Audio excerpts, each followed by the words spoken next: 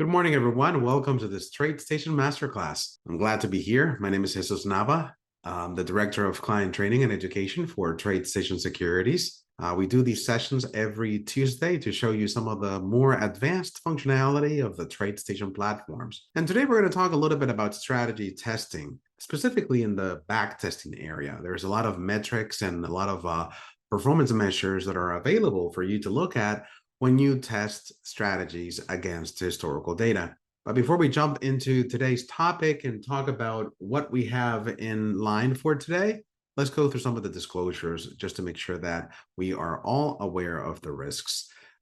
Any symbol and idea that I talk about is for educational purposes only. These are not recommendations of TradeStation. Also, active trading is not suitable for everyone. Past historical performance is no guarantee of future results.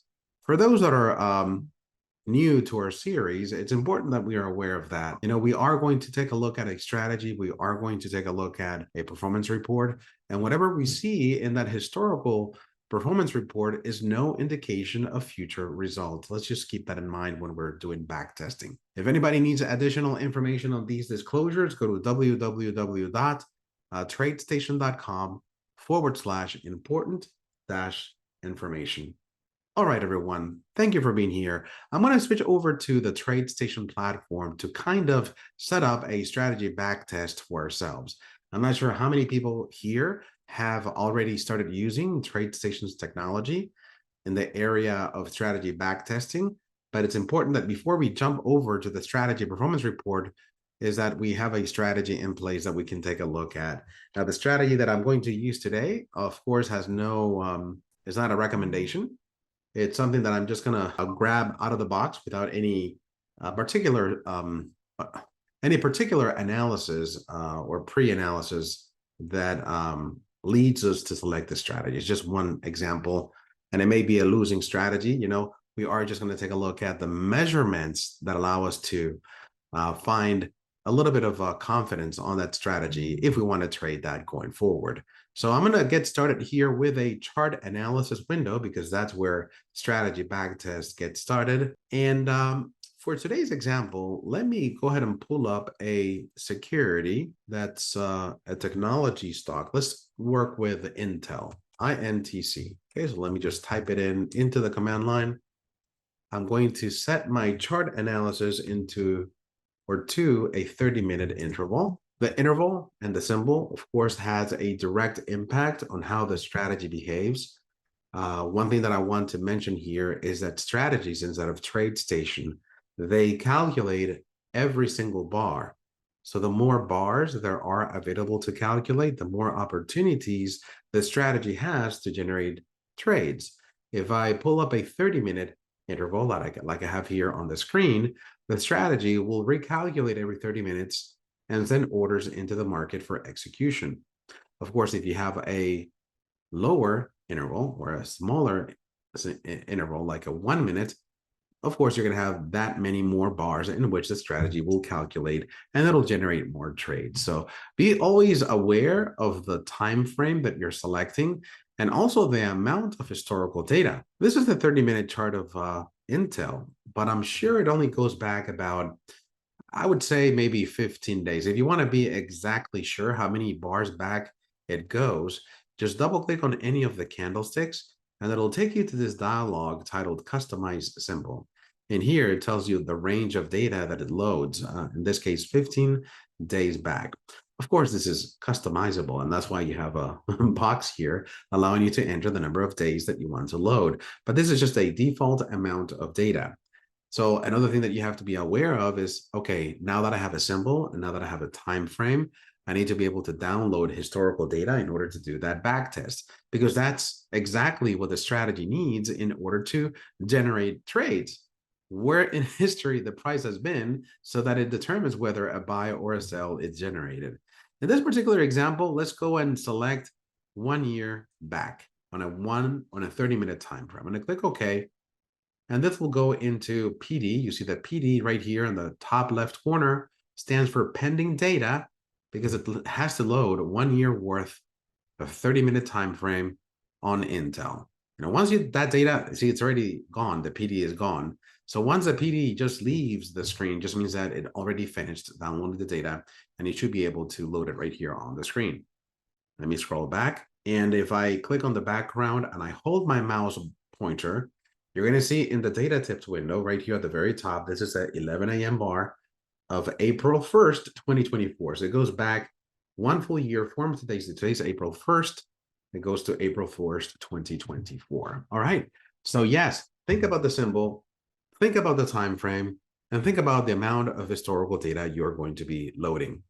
Now, once you have the data in place, then it's just a matter of loading up the chart or the strategy. A lot of strategies in TradeStation are based on technical studies that are part of the platform and then are part of the common technical analysis world. So let's go here to my studies button. I'm going to add the study first so that we can get a visual of what the strategy is triggering its trades by. I'm going to use the MACD strategy. I've used it in many of my examples, but let's go ahead and use it here as well. MACD indicator, and then we'll go into the strategies menu and add the strategy. But here we see the MACD study, and what we're looking for is the crossover between that zero line, so the upward and downward crossovers. If you don't want to see the additional lines, that's something we can work on later. But today, let's go ahead and add the strategy here and see how it behaves. I'm going to go here to studies and add strategy. By the way, if there are any questions on any of the things that I'm showing here, please let me know right there in the chat. And I'll be glancing at the chat once in a while to make sure that I don't skip any of your questions. But here in the insert strategy dialog, let me go ahead and pull it up here. Okay, there we go. I am going to scroll down to the MACDs. All right, let me put those two in the chart. And there we go. Now we have the strategy generating buys and sells. In this case, I don't have any exits. This is an entry strategy, but it's a reversal strategy. So it'll take you from a short position to a long position, and then back to a short position. And then it'll continue to do that throughout the history of the chart. So you're always going to be in a trade. But you can see that the trades align very well with the way that the histogram is crossing over or under zero. Of course, the histogram here is a direct mathematical result of the difference between the two lines. A lot of times, or a lot of traders, they opt to hide those two lines so that they don't show up here on the screen. Now, of course, I can go into the settings of the indicator. This would be a quick way of doing it. And then go here and I want the diff, but I don't want the MACD average. Now, this is display the plot value in status line, data tip, and data window. This does not necessarily hide the line. But if you make it transparent, that would be an option. If you make both of those lines transparent and click OK, then you see how the two lines disappear, but it doesn't adjust the histogram accordingly. You still see there's a black space right here at the bottom. So a lot of times, I go very quickly into the easy language code and I hide those two lines momentarily. And I may want to do that or not. I'm just giving you different ideas in which you can modify your indicator so that you can hide some of the plots you don't need. Not a topic that we're going to talk about today. So let's go ahead and continue. I'm going to double click again here and just make sure that those lines are not transparent. Okay. But yes, as I was stating earlier, this is the beginning of the strategy. The histogram is, there may be something different or additional that this strategy is looking at, because I'm saying that because I'm looking at the crossovers here and they don't all the time align with the crossover. Maybe here it does. Right here we have a downward crossover. Let me go ahead and take a look at the strategy signals just to make sure, because I want to be able to understand why the strategy is entering the way that it is. So let's go ahead and right click on the white arrow, which is my long entry. And I'm going to go here to edit easy language for the MACD LE just to see or confirm that it's looking at just a plain crossover or something different. Okay, so this is the easy language code for the MACD strategy.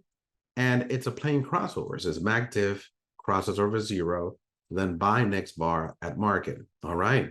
So it is what it's doing. So anytime that we have a crossover, let me look here a little bit forward since we have far more trades. So here we have a little bit of a negative crossover. The strategy went short. Then we had a positive crossover, and then the strategy went long. Same over here. So it does align pretty well with what's happening here on the indicator side. Anytime that you want to make these lines a little bit bigger, of course, you can play with the scale here. Sometimes I do that in case I want to drop the 0 line right here in the middle and then stretch it a little bit more. Gives me a little bit more visibility on what the indicator is doing. Okay, so sometimes I do that, sometimes I don't. But that way, it keeps the 0 line somewhere around in the middle. Okay, so now we have the strategy in place. These are the basic steps of doing a strategy backtest. Opening up a chart, setting up your time frame, loading up historical data, applying the study, and then applying the strategy. And within those few steps, and just takes a couple minutes, you have a strategy backtest, and you can measure the performance. You can measure the performance by going into the data button right here on the strategy and clicking on strategy performance report. And here it is. Let me make this larger. In the strategy performance report, you are going to have multiple tabs right here at the bottom. It defaults to the performance summary. Today's class is about a trade analysis. So we're going to jump over here to the second tab and take a look at the measurements that are there and talk through some of those measurements a little bit. There is a reduced view of this report that you can access by clicking on the collapse button right here at the very top right. If you collapse, it just hides some extra calculations that are part of the report, especially if you don't need those extra calculations. It just simplifies your view a little bit more. The same exists if you go to the trade analysis tab. You have a little bit of extra calculations that if you don't need, you can click collapse. You can see that some of the standard deviation calculations are gone. It just summarizes the report a little bit for you. In this particular case, let's go ahead and expand and look at all the calculations. I am going to share with you a PDF with all the definitions of the items you see here in the trade analysis. I've done this in the past, and I'm going to do it one more time so that you can always refer to the PDF for definitions.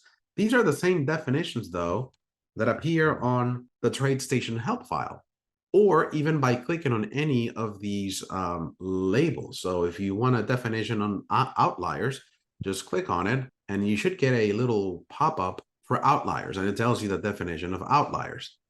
You can click on one standard deviation of average trade, and again, it opens up the help file with a definition. And what I've done is I've created a PDF with all those definitions compiled into one document that you can access by just clicking on that link.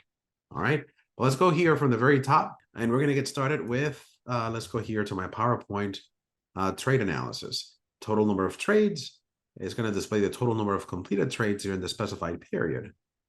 One thing that it suggests, though, is to have a minimum number of total trades from 20 to 40 in order to evaluate the significance of the performance results. It's important that if you are testing a strategy, that you have a sizable database. It's very unlikely that you will trust a particular strategy if you only have a couple or a few trades to base your analysis on. Let's say, for example, you run the back test, you only have 3 trades, the 3 trades are profitable, but how likely is it for the strategy to maintain that momentum and provide you 3 trades or 3 winning trades going forward? Now, if you have a strategy back test that has 50 or 70 trades, and you find that out of all those 70 trades, 80% are profitable, then you start thinking maybe this is a strategy that is onto something. Maybe it is a strategy that I'm a little bit more confident because there are many trades that I can base my assumptions on. So yes, we do want to have a minimum number of trades. There's no right answer, but anywhere around 20 to 40 trades has been said to be something that has statistical validity. So make sure that you, when you're doing a historical backtest, that you have that size on you. So the total number of trades is just a direct sum of the winning trades plus the losing trades. So when we come back here to the strategy performance report, that's exactly what we see, total number of trades. In here, it separates the winners from the losers. If we just focus our eyes on this particular measurement, we see that there's far more losers than there are winners. Uh, you may be inclined on giving up on the strategy and saying the strategy doesn't work. But in a trending strategy, it's very likely for you to see these types of results where the majority of the trades are losing trades, because when you do get a winning trade, you're going to win big. And that's the nature of a trending strategy. You get into a trade, into a position, and you ride the wave as long as it lasts. And that may be, a longer period of time than the time that you stay in the losing trades. Now, a lot of the losing trades are because there's no trend in a situation where the markets are not trending.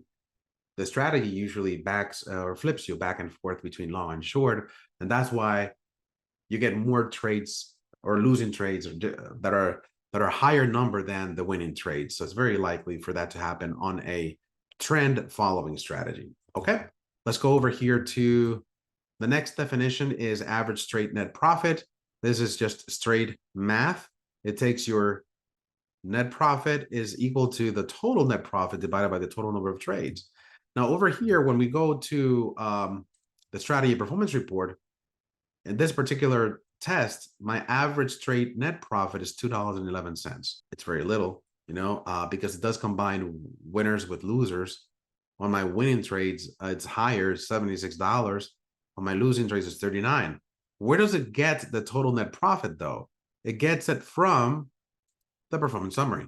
So here you have the total net profit that is divided into the trades. So let me give you an example. On the long trades, we see a net profit of a loss, 531. And then on the short trades, we see a profit of 1,049. This is a strategy that barely breaks even.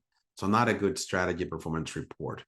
But you can tell that in the trade analysis, the only issue here is that in the trade analysis, you see the trades are divided into winners and losers. This is different than what you see on the performance summary, where the trades are divided into long trades and short trades. Now, for my winning trades, we see some stats down here. Total number of trades, and we see the winning trades and the losing trades. So it's looking at the total winning net on the winning trades and then dividing it by the total number of trades for you to get the average. It's also reflected here, average trade net profit. So just a straight mathematical formula. And one thing that it does next is calculate standard deviations around these values so that you can get a sense on how likely is it for your strategy to go in either direction. One standard deviation, as you can see here in the definitions, is about 68%, 95% on 2 standard deviations, and then 99%, 3 standard deviations. It goes up to 4 standard deviations, which is a 99.99%. What the strategy performance report does is that it calculates 1 standard deviation from the average trade. So you can see that 1 standard deviation of average trade is 99.16. What does that mean? It means that from the $2.11 average, that can go up $99 or it can go down $99. It's a deviation from the average trade. And then the next 2 calculations just spells that out for you. So it just adds the 99 to 211 and it results in 101. And then it takes a 211 and subtracts 99 and you get a loss of 97.05. So if we look at a 1 standard deviation, there's a 68% chance that our profitability will be between $100, $101, and $97 loss. So that's the 1 standard deviation movement. Of course, you have control over how many standard deviations are being used, but you can see how that is reflected on either side, the winning side or the losing side. The variation on the winners is about 125. So from the $76, it can go up 125 or it can go down 125, giving you these two results. So the winners, can range from these two values. And the losers, of course, you get the idea of what happens, right? And then it turns that value into a percentage. A percentage is interesting because here you see a percentage close to 5,000. But it's just math, it just tells you what the variation translates into based on the starting point. So let me do the math here on my computer, on my calculator. So if I take the variation amount, which is 99.16, and the starting point is $2.11, that gives me $97. And I divide that by the starting point, which is 2.11, and then multiply this by 100, you get exactly, or not exactly, but you get a value close to this one. I got close to 4,600%. This is 4,700%. I suppose it's using a different, a variation of the values here, but you can see that this percentage translates into, okay, how much variation is there from the average? Of course, this is using one standard deviation. If you wanted to modify the variation, just right click on your, actually not right click, go into the cogwheel right here on the very top on the settings, and you can define how many standard deviations you want the strategy performance report to use in its calculation. Of course, if we set it to 2, we are kind of telling it, okay, now from 68 jump to 95% probability. Let's click OK. But you can see how these numbers automatically recalculate based on the 2 standard deviations. Of course, the 2 standard deviations are going to go to the 2 extremes of the strategy and maybe include some of the outlier trades. We're going to get into outliers in just a moment because there's one section here of the trade analysis. But I just wanted to show you that here you can change how many standard deviations are being used. Time averages is also an interesting value because it tells you how much time the strategy is in a trade. Average time in trades, 1 day, 10 hours and 49 minutes. On the winning trades, you are on them 2 days, 4 hours. And on the losing trades, you are 1 day, 1 hour. Notice the difference here. And it goes back to the way that this type of strategies trade. If you are in a trend following strategy, is likely for the trades or the winners to be longer than the losers. And that's what makes a trend following strategy a winning strategy, not the number of trades here. Here we have more losers than winners. It's a profitable strategy because the winners are longer than the losers. Average time between trades, 1 day, 21 hours. This from, trade to trade. And this is average time between trade profit peaks. What is this? This is just telling you how long it took you to make a new profit peak, not to stay profitable, but to make a new peak. It took you 16 days and 13 hours. We have a full year of trading activity. And this is just an average of how long it takes to generate a new peak. If you want to take a look at the peaks of your strategy performance, you have to go to the performance graphs right here at the bottom. Just go to performance graphs. And this is the equity curve line that gives you a graphical representation of your profits. And you can see that we started at 0 up here. And from the beginning, the strategy did very bad. And you can see that it didn't generate a profitable peak until maybe trade number 169. And then it started making new peaks after that. But in average, if you take, all this time and you average it all together, it took an average 16 days for you to generate a new peak. So this is a strategy that obviously needs work. Of course, we can do many things to the strategy to control its risk. For example, let's take a look at a particular trade. All right, so this is a winning trade. Let's take a look at a trade that we can, this is a large winning trade because it caught us in a very huge gap. We were just in the right trade at the right time when that gap originated. But a lot of times, we have big losing trades that we can control by just generating an exit. For example, I'm not sure if this could have generated a protective stop here, but this is a big losing trade. I can tell it's a losing trade because I have that dotted red line, but this is a big losing trade that could probably be controlled by having an exit strategy. Let's put in something and see if it makes the strategy performance any better. If you guys remember my performance report, we're kind of breaking even for now. The profit factor, if you guys remember, was 1.08. So for every dollar we lose, we make $1.08. But if we can improve that, it'd be better. It'll the numbers that we're looking at in the trade analysis tab would align a little bit better with our understanding. So let's go here to my studies and add strategy.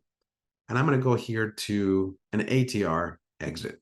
Let's see if I find it. ATR trailing. Let me add the two, long exit and short exit. Okay.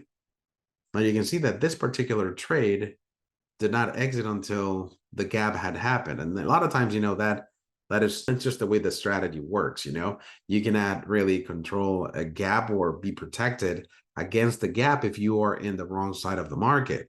But you can see that the ATR LX is being hit many times. I'm not sure what the value of the ATR here is. Let's go ahead and check it. So it's looking at a 10 bar ATR and then using 3 as a factor. It's using 3 times the ATR to set a stop based on that average of 10 bars. Did that affect our strategy performance report? Let's see. Well, the equity curve line looks a little bit better. If you guys remember the last one, we were on the negative side a lot longer than what is showing right now. In fact, this crossed to the positive side on trade number 90. And the one before, we had to wait until trade 167 to turn positive. So let's go to the summary here.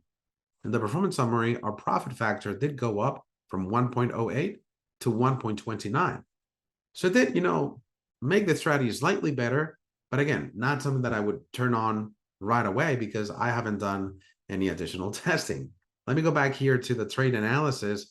The reason why I was doing that is because you can see how it changes the way that the time in the markets. But the section that I wanted to pay attention to also was here, the number of outliers. Number of outliers, of course, these are trades that are a big chunk of your performance summary.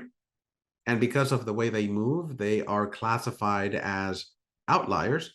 In fact, if I go back here to my PowerPoint, there is a definition for them. So this is the standard deviation calculation and the coefficient, which we talked about just a moment ago. We talked about average time in trades, average time between trades, and average time between profit peaks. We talked about those, and the outliers.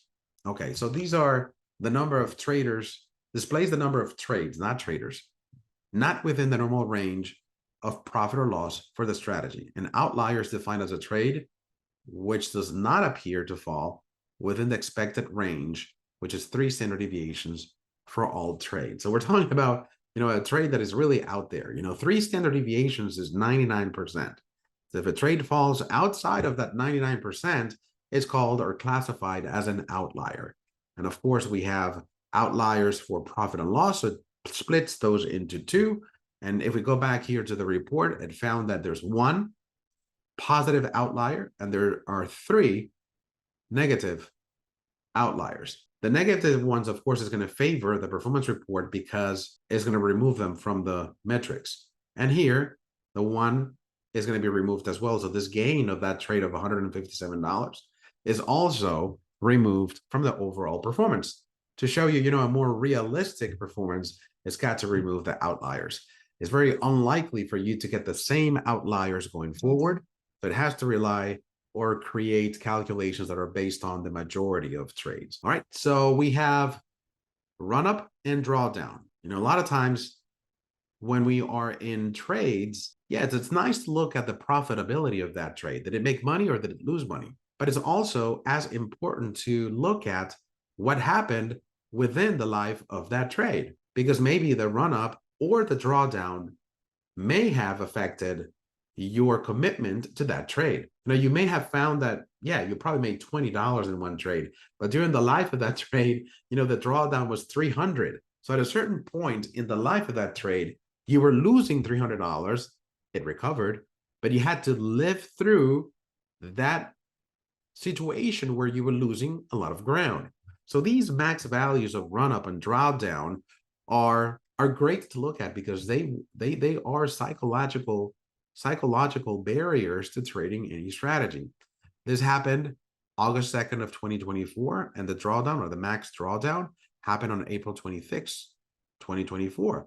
So take a look at these values to see if you're able to withstand those drawdowns, especially with the drawdowns. The run-ups are, yeah, that's a happy place because you are making a lot of money. You may have not captured that amount of money, and maybe that's something you need to look into and see why the strategy did not exit where it should have. But this is the scary part. This is the place where, yeah, I had to suffer through all that period of drawdown in order to recover and make or lose a certain amount of money, okay? Look at that section as well to look at the performance of the strategy. And here we have an efficiency analysis, which I find very interesting as well. The efficiency analysis takes a look at every single trade, and every single trade has an entry and an exit, right? We all know that. And in hindsight, when you look at the historical price activity, you're able to identify tops and bottoms very easily. Now, the strategy may not do such a good job as your eyes do. Our eyes are very good at pointing. If I enter here and exit over here, that's where I make my maximum profit. The strategy is just going to follow rules, and it's going to enter and exit sometimes at not the most efficient times. So what the efficiency analysis does, it looks at your entry and exit, how far the price went up or down during that period, and determines an efficiency grade as to how your trade did. Did it find the optimal place to enter? If you're in a long trade, the optimal place to enter would be the lowest point. If the strategy is able to identify that lowest point and enters at the lowest point in that section, it said that the efficiency is 100%. It's 100% efficient because it found the best spot to enter the trade. And in a long trade, if you're able to exit that trade at the peak or the highest price possible, then your efficiency would be 100% for both the entry and the exit. In reality, when you trade live, that rarely happens. So there is a score that is given to your entry and exit based on how well did you identify these tops and bottoms. And you can see that for my entries, the average efficiency is about 53%. So somewhere in between. And then my exit, I'm 25%. That's very low. So maybe I need to improve my exit efficiency and make sure that I'm a little bit closer to where it should exit. And that's something that helps you analyze the strategy and see, if it's really entering and exiting where it should. You have strategy rules. I mean, you're testing them. Your strategy rules should give you something that is an entry that is efficient and an exit that is efficient. And if you find that your entries and exit efficiency scores are low, then something we need to look at. And over here below that section of efficiency, we have a series analysis. Series analysis is also very interesting because who doesn't like to win in a series? We have the winning series and number of series. And if I look at my PDF, because this is very well defined in my PDF, we talked about run up and drawdown. Okay, so these are just definitions from the help files. So make sure that you look at those. This talks about efficiency and how it's calculated. We have the standard deviation calculation applied to it as well. Here's a series analysis. So this displays the most amount of money in one complete trade, looking across all trades during the specified period. So this is what this is looking at is right here, largest profit and loss. So on the winners at 857, on the losers, the largest loss was 305. As a percent of gross, this is interesting because you want to make sure that that winner is not a big chunk of your gross. Why? Because You want that to be scattered among all your trades. You don't want one trade to be responsible for a big chunk of your gross profit. In this particular one single trade, it accounted for almost 15% of your gross profit. Now, in a strategy, how many trades are here? This strategy has 247 trades. One trade accounted for 15%. Now, that is something, and that's why it's called, or it was classified as an outlier. But it is something that we need to be watchful for and determine and say, why did my strategy become profitable? Was it because of just one single trade? Something to think about, you know? And largest consecutive profit or largest consecutive loss are important to take into account as well. When we look at series analysis, we have a winning series and a losing series. Over here, we have some definitions that'll help you understand what that is. But that's just the number of times that you win or lose in sequence. Consecutive winning trades, of course, anybody's happy. You know, it is when you have the consecutive losing trades, that's what messes up with your confidence, messes up with your strategy, and then you start doubting whether you should stick to it or not. Consecutive winners, one winner in a row, two winners in a row. It happened, so number of series and consecutive winners. So if we go back here to the strategy performance report, winning series, we have one trade 41 times, two trades, consecutive winners, that happened 17 times. There was one time that we won 3 times consecutively, and there was 2 times that we won 4 trades consecutively. But of course, the largest streak was right up here.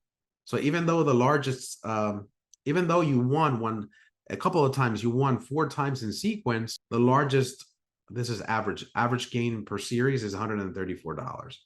Wasn't quite as big as that largest losing trade. But this is the area that we have to pay attention to, your losing trades, because this is the area that is going to act as a psychological barrier to trading your strategy, especially, you know, the high numbers down here. If you look at the 9, there was 3 times that the strategy lost 99 times consecutively. That is painful to tolerate, to have to lose 9 times consecutively. And anybody that is trading a strategy that is their own design, after losing so many times consecutively, of course, they're going to start doubting their strategy and second guessing your strategy rules. But it is a clear understanding of what is expected, or a clear understanding of what could happen in the life of the strategy. So come here and say the strategy in the historical backtest lost 9 consecutive trades 3 times. If that happens again going forward, it's because it's a behavior that the strategy displayed in history. So it shouldn't shock you because it happened in the past. So it could happen going forward. It could be even higher. You could have a series that's 10, 15. Remember that what happens in history does not necessarily repeat itself going forward. And that, of course, can be positive or negative. Okay, that is the trade analysis tab of the strategy performance report. As you can see, we only scratched the surface of what this report can do when measuring the strategy's performance. And that's why we split the strategy performance report into different classes. You have a summary, which pretty much does that. A trade analysis that breaks down all your trades and gives you a different perspective on how to take a look at the strategy. And then you have all these other tabs that we are going to take a look at in other class. One of the classes that is upcoming is a performance graphs class. We take a look at the graphs and how you can interpret those graphs in order to measure your strategy's performance. Okay, guys, that's my class for today. I want to appreciate everyone's time and thank you for being here with me. Any questions you have about any of the items we covered, please send me an email at education@tradestation.com. It was great seeing some familiar names here. Thank you for your support, and I hope to see you in a future class right here at TradeStation. Goodbye, everyone.